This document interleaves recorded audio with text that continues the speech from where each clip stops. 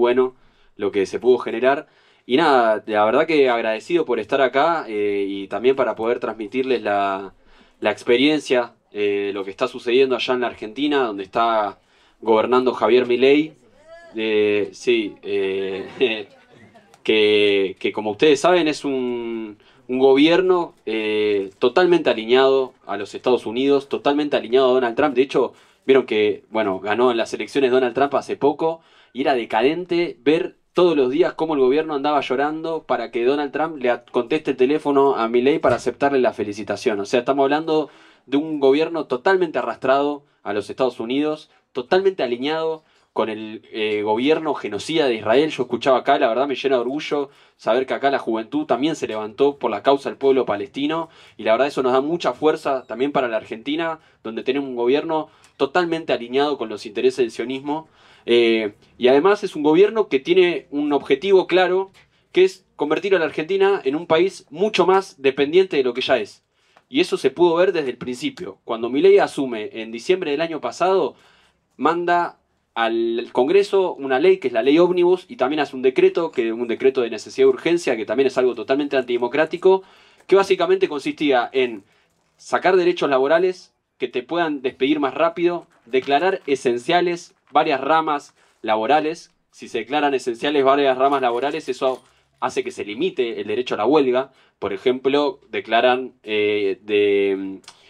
¿cómo se llama? Al sistema aeronáutico, ¿no? A aerolíneas argentinas, a los trabajadores aeronáuticos como sector esencial, y eso limita muchísimo el derecho a la huelga.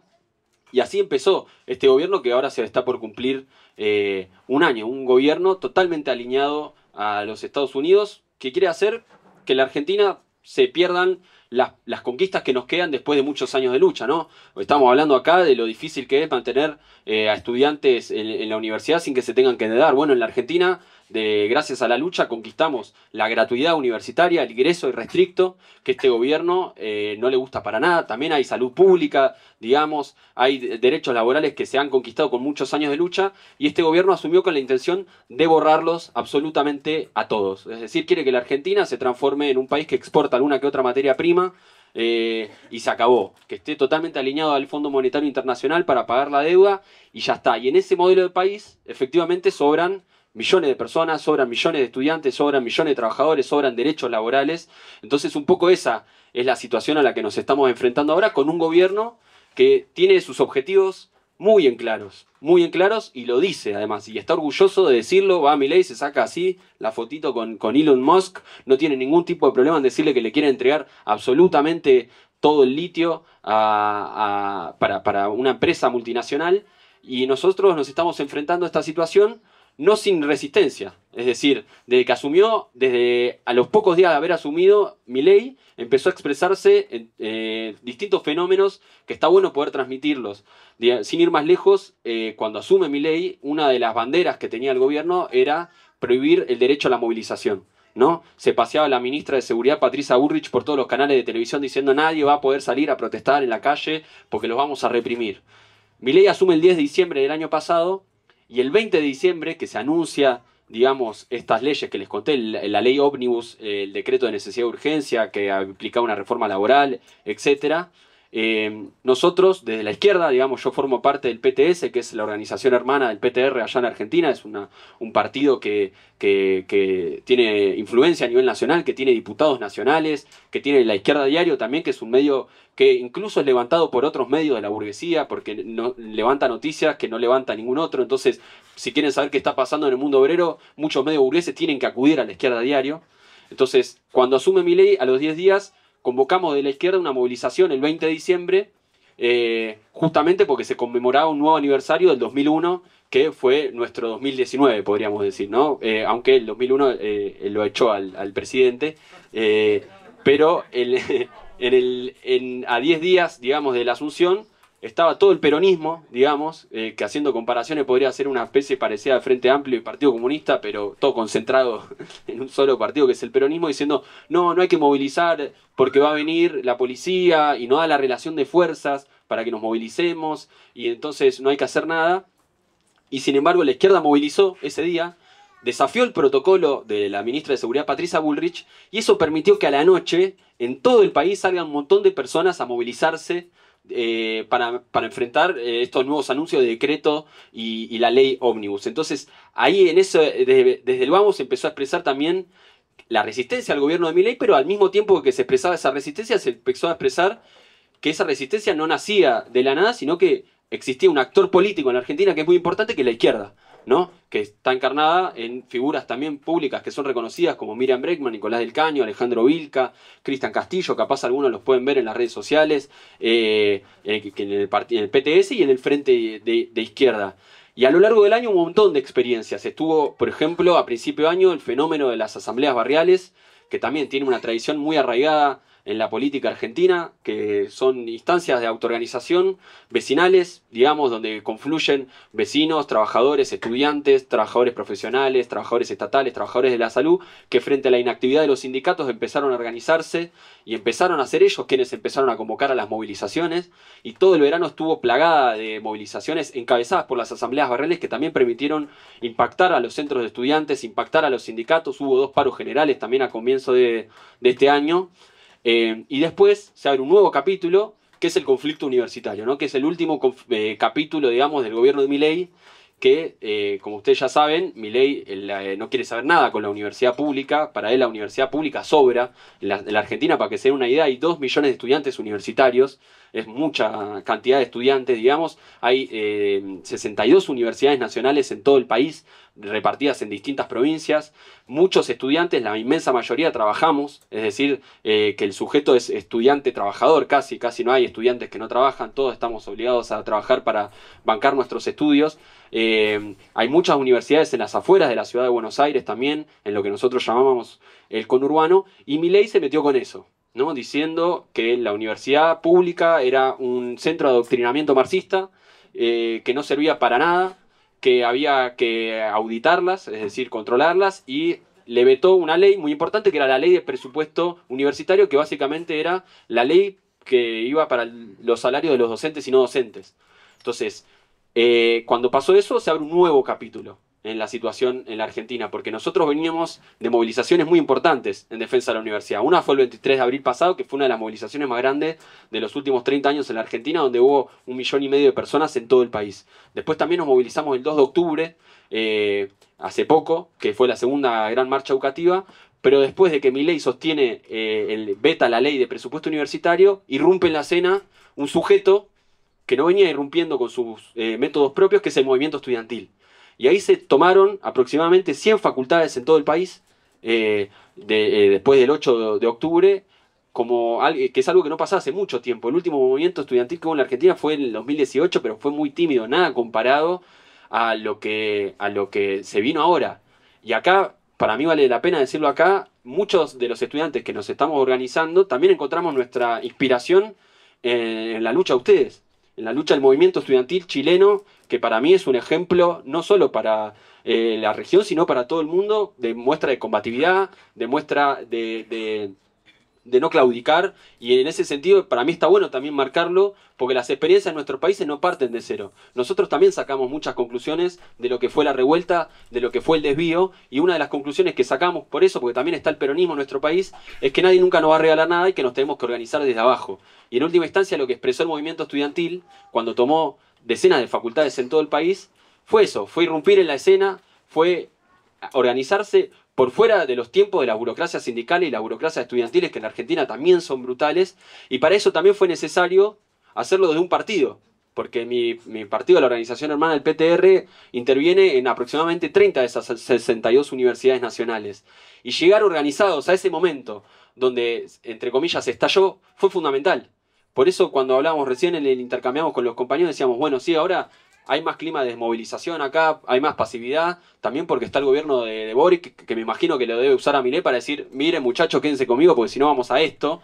Entonces, esa historia ya la conocemos, digamos, pero lo que nos permitió mucho llegar mejor preparados a este momento es llegar de forma no improvisada, organizándonos. pensando, haciendo instancias como esta, instancias culturales, instancias sociales, debatiendo, sacando conclusiones de los movimientos que ya hicimos, ¿no? Sacando conclusiones estratégicas de lo que fue eso. También, entre otras cosas, la revuelta en Argentina, en Chile, ya quisiera. Entonces, eso fue fundamental porque nos permitió llegar con una izquierda más fuerte en las universidades para este momento, que nos permitió ser la referencia del conflicto universitario, digamos. Es decir, la izquierda trotskista, ¿no? La izquierda trotskista es la referencia del movimiento estudiantil en la Argentina. Y eso no cayó del cielo, digamos. Eso fue una construcción que fue al calor de muchas discusiones también, de muchas instancias como esta, de mucha lucha política también. De mucha lucha política, porque ahí, así como está el Frente Amplio y el Partido Comunista acá, allá está el peronismo, que dice casi cosas muy similares a lo que plantean, acá. Entonces esas discusiones fueron fundamentales para abrir este nuevo escenario de movimiento estudiantil que se está empezando a organizar, y también hacerlo por arriba, porque nosotros al mismo tiempo que construíamos por abajo. Por ejemplo, hay una anécdota que es muy linda, que es en la Universidad Nacional de José C. Paz, que está ubicada en las afueras de Buenos Aires, una zona donde hay fábricas también, es una zona fabril, una zona obrera, y ahí cerca de la universidad estaban los trabajadores de la fábrica Kraft Terrabuzzi, que producen golosinas, entre otras cosas, y los trabajadores se acercaron a la universidad a hacer una donación de alimentos a los estudiantes que estaban tomando, y también les entregaron 50 cartas escritas por trabajadores en apoyo a los estudiantes, digamos. Eso muestra también en pequeño la coordinación que hay en el movimiento estudiantil, porque una de las canciones que más suena en la universidad en estos momentos es Universidad de los Trabajadores, y al que no le gusta se jode, digamos. Eso es uno de los temas que más suena. Sí, merece un aplauso.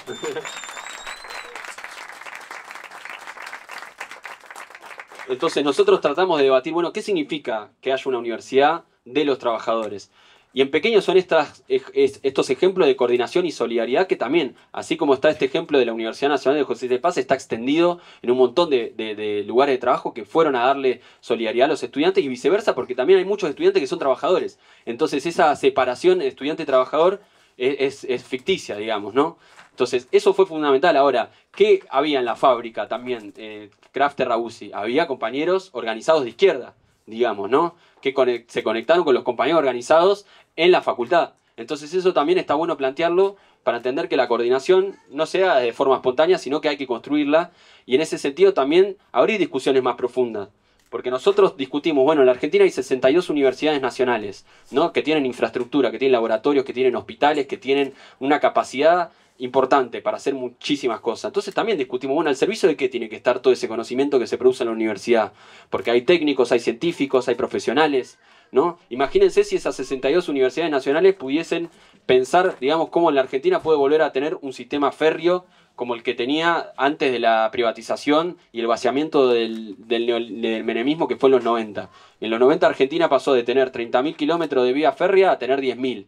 Digamos, y ahora quieren cerrar incluso Aerolíneas de Argentina, que es una aerolínea de bandera. Entonces también discutimos eso, cómo podemos poner los conocimientos que se producen en la universidad al servicio de los trabajadores. Y ahí hay ejemplos concretos, porque en la Argentina también está la tradición de las fábricas bajo control obrero, como Sanón, acá en Neuquén, cruzando la cordillera a la vuelta, y también en Buenos Aires, Madigraf, que son dos fábricas que cuando los patrones se fueron porque había crisis, los trabajadores, en vez de irse a su casa, la pusieron a producir. Y en esa producción también se empezaron a generar diálogos y conversaciones con las universidades cercanas. Y por ejemplo, Madigraf, que era una fábrica gráfica, en la pandemia, junto a la universidad, empezaron a discutir cómo podían crear alcohol en gel para repartirlo en medio de la pandemia, en el medio de que las farmacéuticas te arrancaban la cabeza con el precio del alcohol en gel. En Sanón lo mismo, cuando se pone a producir la fábrica bajo control de los trabajadores, hay un diálogo, hay una conversación con las comunidades mapuche de la zona y con las poblaciones también cercanas a la fábrica, para ver cómo esa fábrica que produce cerámicos, bueno, puede estar también puesta al servicio de la comunidad y no al servicio de la mercancía y de la ganancia. Entonces, estas peleas que de repente pueden parecer más elementales, ¿no? Como la defensa salarial de los docentes y de los funcionarios de la universidad, también pueden transformarse en discusiones muy profundas sobre qué tipo y qué modelo de país queremos. Y en ese sentido nosotros somos claros, nosotros no queremos vivir más en una región que esté totalmente atada al atraso y la dependencia, que además va a ser peor, porque la tendencia del mundo es esa. La tendencia del mundo es a la guerra, es a las crisis, y a que los países como el nuestro, como Argentina, como Chile, como Bolivia, como los países de la región, solo sirvan para satisfacer las necesidades de los países imperialistas. Y ahí nosotros tenemos que ser profundamente internacionalistas para mí porque no tenemos otra alternativa. Si no hacemos este tipo de encuentros, si no hacemos este tipo de diálogos, si no nos organizamos internacionalmente, va a ser muy difícil pelear por otra perspectiva. Pero a mí me parece muy importante también discutir permanentemente qué futuro nos imaginamos para poder cumplirlo también. Y en ese camino, los estudiantes universitarios tenemos una gran herramienta a nuestro favor, que es, bueno, la discusión, digamos, técnica, la discusión teórica, la discusión científica, que si la ponemos al servicio de los trabajadores y si coordinamos con ellos, es una potencialidad imparable. Entonces, por más que en este mismo momento esté gobernando Milei en la Argentina, están anidándose formas de resistencia y organización que son muy valiosas y que sin duda alguna permiten proyectar de cara al futuro. Así que un poco esa fue la experiencia que estamos atravesando, digamos, estamos en el medio todavía de todo este proceso, así que les agradezco la invitación por eso. Ahora nosotros vamos a terminar las clases, ahora empiezan el verano, pero se despertó, digamos, una parte de la generación de 19, 20, 21 años que son estudiantes que de repente vivieron la pandemia y que no sabían cómo iniciarse en la vida política. Incluso yo me crucé con muchos, me decían, che, Luca, ¿cómo puedo hacer para participar de la toma de la facultad? Porque no sabían, claro, estuvieron en la pandemia, después vino el gobierno de Alberto Fernández y no sabían cómo activar políticamente. Entonces, que haya estudiantes tan jóvenes que empiecen a iniciarse en la vida política en este momento también es algo muy valioso, porque nosotros estamos además en un momento donde el individualismo es la ideología oficial del Estado de Milei. Ellos lo pregonan, dicen el sálvese quien pueda, le piso la cabeza al de al lado para avanzar. Y en la universidad eso también pesa mucho, porque la gente se quiere recibir y dedicarse a otra cosa y no tener más nada que ver. Eso también existe, digamos, esa lógica más individualista. El tema es que esa lógica no lleva a nada, porque tampoco uno puede realizarse personalmente cuando todo lo que está alrededor está hecho trizas. Entonces esa discusión es también, vos te querés recibir, te banco, yo también me quiero recibir. Pero al servicio de qué querés poner tu conocimiento. Pues vos que estudias humanísticas, o sea, ¿de dónde te imaginas que podés poner tu conocimiento en un país extractivista? En ningún lado. Entonces esas discusiones también son muy profundas y son importantes para dar, y también tienen que venir acompañadas de otros valores. Porque así como el individualismo y la ideología oficial del Estado, nosotros tenemos que contestar a eso con otros valores, con fraternidad, con espacios como este. Las tomas en ese sentido sirvieron mucho para recomponer lazos subjetivos que estaban totalmente rotos en la juventud. Una compañera siempre dice que las tomas sirvieron como una especie de terapia colectiva. Y era un poco eso, porque en los patios uno podía ver reflexiones donde se politizaban los problemas individuales de las personas, ¿no? Donde sí, cada uno viene con temas personales, tiene problemas personales. Ahora, hay que politizarlo eso, hay que discutirlo de forma colectiva para pensar una salida colectiva. Y eso es fundamental, discutirlo. Pero, insisto, esto no va a caer del cielo. O sea, todas estas peleas no se van a dar por arte de magia, sino que se van a dar si entre todos los que estamos de acuerdo nos organizamos en agrupaciones, en partidos, tengan el nombre que sea, pero con esta perspectiva clara de que no podemos depositar ni un poquito así la confianza en los partidos del régimen patronales, que hay que confiar en la autoorganización desde abajo y sobre todo pelear por una perspectiva socialista. Eso por mi parte, gracias.